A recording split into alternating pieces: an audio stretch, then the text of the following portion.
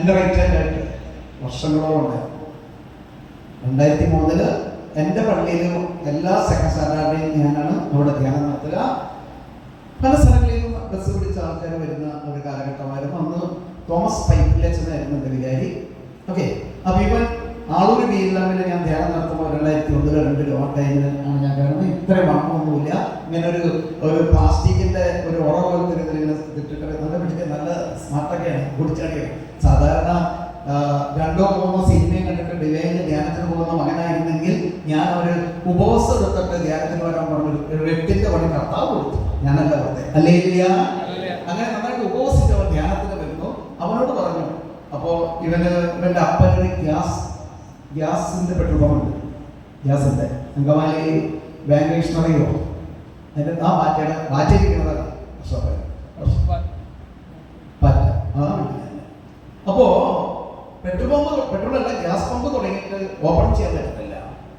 ഇവൻ നല്ല സൂപ്പർ സ്റ്റാറിനെ ഞാൻ കിട്ടിയായിരുന്നു. ഇവനോട് ഞാൻ പറഞ്ഞ വീട്ടിലുള്ള എല്ലാവരെയും ധ്യാനം നടത്തുന്നു. ഇവൻ്റെ അപ്പൻ ജോസഫ് ഒന്ന് എഴുന്നിട്ട് കയ്യെന്ന് വീശ് അങ്ങനെ. അതായത് മൃഗ ഡോക്ടർ, ഗവൺമെന്റ് ഡോക്ടറുടെ തൊട്ട് താഴെയുള്ള ആ കുട്ടി എവിടേക്കായിരുന്നു മാറ്റുകയെ കുടുംബശ്ശേരി ഞങ്ങളുടെ ഇവിടേക്ക് നിന്നിരുന്നാണ് ഇരുന്ന ആ മോനെ അവിടെ ഇരുന്നു അല്ലേ? ഇയാളെ വീട്ടിൽ നിന്ന് പോക്കാൻ കഴിച്ച പാട് ഞാനും ഈ നോബി കിടന്ന് കഷ്ടപ്പെട്ടു. കാരണം ഞാൻ ധ്യാനത്തിന് വന്നാൽ ഇവിടുത്തെ കടമാരും ഇവിടുത്തെ പ്രശ്നങ്ങളും ഇവിടുത്തെ കാര്യങ്ങളും നീ നോക്കുമോ? പക്ഷെ ഇപ്പം അപ്പൊ നമുക്ക് രക്ഷപ്പെടാം. കാരണം ഒരു പള്ളി പെരുന്നാൾ വന്ന കേസ് എത്ര കേസാ? ബിയർ മാത്രം ഒരു 6 കേസും ഒരു 2 കേസ് ബ്രാൻഡിയും 6 വിസ്കി. ഇതാണ് അവരുടെ ചെമ്പന്നൂർ സെന്റ് സെബാസ്റ്റ്യൻ പള്ളിയിലെ പെരുന്നാളില് അപ്പനും മക്കളും 3 പേരും 4 പേരും നിറഞ്ഞടിക്കട്ടോ വരുന്ന ഗസ്റ്റുകളുടെ അപ്പുറം അങ്ങനെയൊക്കെ. അങ്ങനെ ഇവൻ അപ്പനെ കൊണ്ടുവന്നു, അനിയന്മാരെ കൊണ്ടുവന്നു. ഒരുത്തനെ ഒരു കാട്ടുപോത്താണ്. എന്റെ അമ്മയെ നോച്ചിന്ന് എഴുതിട്ടുണ്ട്. ഞാൻ കണ്ടായിരുന്നു, വന്നിട്ടില്ലേ? കഴിഞ്ഞ ധ്യാനത്തിലൂടെ വന്നു. അവനെ കൊണ്ട് ഞാൻ സാക്ഷ്യം പറയിച്ച ഏറ്റവും ഒരു കാട്ടുപോത്തം അവന് അനുകൂലായിരുന്നു. പക്ഷെ ഇന്ന് ഏറ്റവും നല്ല ഒരു മകനാണ്. ന്യൂസിലാൻഡില് അവന്റെ പള്ളിയില് മാതാവിന്റെ പെരുന്നാൾ അവര് എല്ലാവരും കൂടി നടത്തി ഇടവക ഉഷാറാക്കി. കണ്ടോ എങ്ങനെയായിരുന്നു? ഇപ്പൊ എങ്ങനെ പോകും? തന്നെയല്ല, അവൻ KCY 150 പിള്ളേരെയും കൊണ്ട് വഹിച്ചുകൊണ്ടിരുന്നാണ് ഈ നമ്മുടെ സെന്റ് സെബാസ്റ്റ്യൻ പള്ളി തന്നെ. അങ്ങനെ ഈ മകൻ എന്റെ ഇടവകയിൽ ധ്യാനം നടക്കുന്ന സമയത്ത് ബ്രദറെ എനിക്ക് ജോലി കിട്ടി, എനിക്ക് പോകണം. എവിടെയാണ്? ഗൾഫിലാണ്.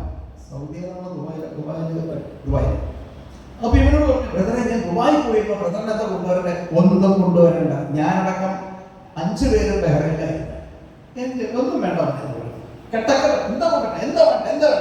എടാ അങ്ങനെയാണെങ്കിൽ നീയും ഞാനും ദർശനം കണ്ട ആ ചുമന്ന മണ്ണുള്ള സ്ഥലത്ത് ഒരു ഫ്ലോർ പണിതന്നായി. അന്ന് സ്ഥലം മേടിച്ചിട്ട് പോലും ഒന്നുമില്ല. ഒരു ഫ്ലോർ പണിതന്നായി. 19,000 ശമ്പളത്തിന്റെ 1,800 രൂപ കിട്ടുമ്പോ ആ ദശാംശം ഞാൻ എന്ത് ചെയ്യാനാണത്? എങ്ങനെ ഫ്ലോർ പണിയണേ?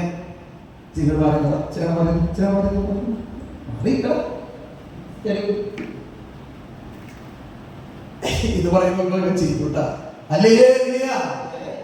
ഇങ്ങനെ പറഞ്ഞപ്പോൾ ഞാൻ പറഞ്ഞു, മകനെ വെളുത്തിട്ട് വണ്ണം കുറഞ്ഞിട്ട് പൊക്കമുള്ള ഒരു നേഴ്സിനെ കല്യാണം കഴിക്കും. എങ്ങനെ വെളുത്തിട്ട് വണ്ണം കുറഞ്ഞിട്ട് പൊക്കമുള്ള ഒരു നേഴ്സിനെ നീ കല്യാണം കഴിക്കും. നീയും നിന്റെ മക്കളും പൻസാര പോലത്തെ മണ്ണുള്ള യൂറോപ്യൻ രാജ്യത്ത് നിങ്ങൾ ജോലി ചെയ്യും. പറഞ്ഞു ഇനി ഞാൻ എപ്പോ പറഞ്ഞാലും നോക്കിയൊരു ബ്രദറെ അന്നത്തെ ജിസ്നൊക്കെ വണ്ണൊക്കെ ചുരുങ്ങി. അപ്പോ സ്നേഹമുള്ളവരെ, അങ്ങനെ ഇവിടെ ജേർണലിസ്റ്റ് ആയിരുന്നു. അത് BS നേഴ്സിംഗ് പഠിക്കാൻ വേണ്ടിയിട്ടാണ് നമ്മൾ പോകേണ്ടത്. അതിന് വേണ്ടിയിട്ടുള്ള IELTS പാസ്സാൻ വേണ്ടി പ്രവർത്തിക്കുന്നു. ഇവർക്ക് പോകാൻ പറ്റുന്നില്ല.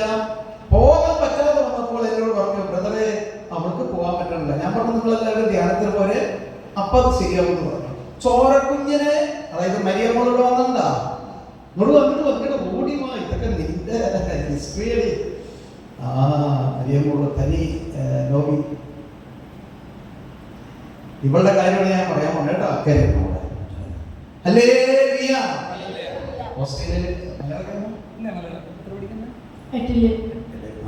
Praise the Lord. ഞാൻ പറഞ്ഞോ മകനെ, നല്ല ഒരു വെളുത്ത ഒരു കുഞ്ഞിനെ, ഒരു പെൺകൊച്ചിനെ നിന്റെ കയ്യില്, ചോര കുഞ്ഞിനെ നിന്റെ കയ്യിൽ തന്നിട്ടാണ് ജസ്മീൻ അടിക്കാൻ ഓസ്ട്രേലിയ പോകുക. അടിക്കും മക്കളെ കയ്യിൽ മക്കളില്ല. അപ്പൊ ഇവന് എടാ മക്കളെ കിട്ടിയാൽ മാത്രമേ നിനക്ക് പോകാൻ പറ്റും, ചോര കുഞ്ഞിന് നിന്റെ കയ്യിൽ തന്നിട്ട് പോകാൻ പറ്റുള്ളൂ എന്ന് പറഞ്ഞപ്പോഴേ ഇവൻ തലകുത്തി മറിഞ്ഞിട്ട് കൊച്ചില്ല. കൊച്ചിനെ അതിന്റെ ഒരു ധ്യാനം കൊടുക്കും, കൊച്ചിനെ മേടിച്ചു തരാം.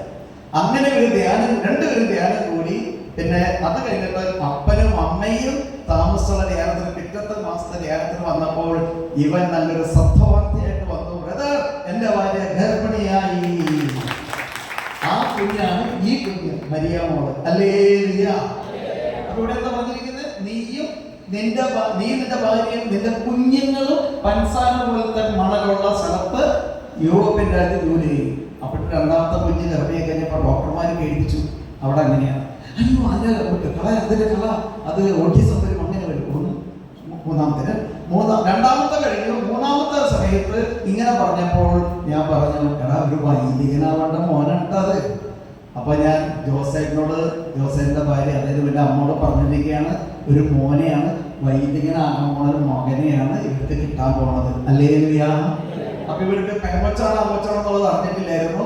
പക്ഷേ ഞാൻ അവരുടെ വീട്ടിലായിരിക്കുമ്പോൾ തന്നെ ഇവൻ റിസൾട്ട് കിട്ടി. അപ്പനെ വിളിച്ചിട്ട് പറഞ്ഞു, മൂന്നാമത്തെ ആൺകൊച്ചാണെന്ന്. അതിനെ കണ്ട ഇപ്പൊ തന്നെ അച്ഛൻ കുഞ്ഞിനെ പോലെ ഓടി നടക്കുന്നത്.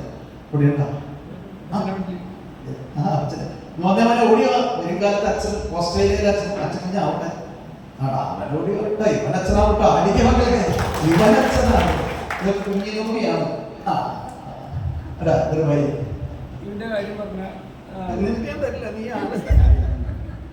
ഡോക്ടേഴ്സ് പറഞ്ഞ എന്നെ അബോർട്ട് ചെയ്യണമെന്ന് പറഞ്ഞു. കാരണം എൻ്റെ ഇന്ന് കുഞ്ഞിലേക്ക് കിട്ടുന്ന ക്രോമോസോമിൻ്റെ 3 പാർട്ട് മിസ്സിംഗ് ആണ്. അത് ഒന്നെങ്കിൽ നമുക്ക് അല്ലെങ്കിൽ അനുഭവിക്കൽ സംഭവിക്കുന്ന പറഞ്ഞു.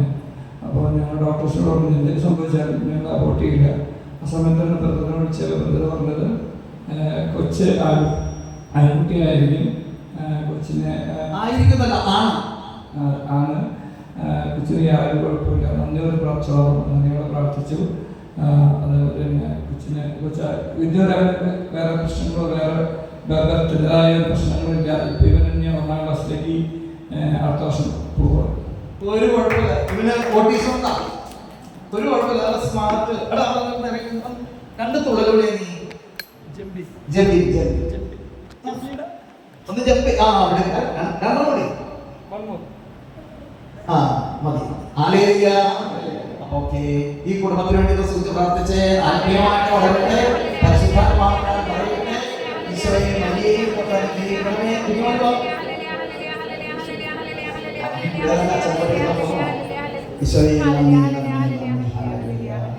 ഓസ്ട്രേലിയയിലെ 2007 അവിടെ പോകുന്നത്.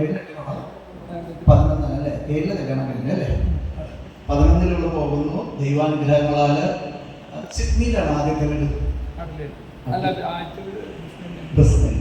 ബ്രിസ്ബനിലെ പുതിയ വീട് കർത്താവ് പണിത് കൊടുത്തു. രണ്ടാമത്തെ വീടോ സിഡ്നി തന്നെ, സിഡ്നി തന്നെ.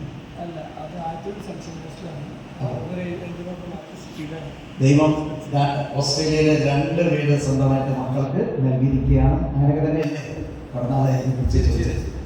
ഓക്കെ മക്കളെ, ഒന്ന് കൈ നിങ്ങൾക്ക്. അയ്യോ, ഇത് ഇവർക്ക് മാത്രമല്ല, ഇത്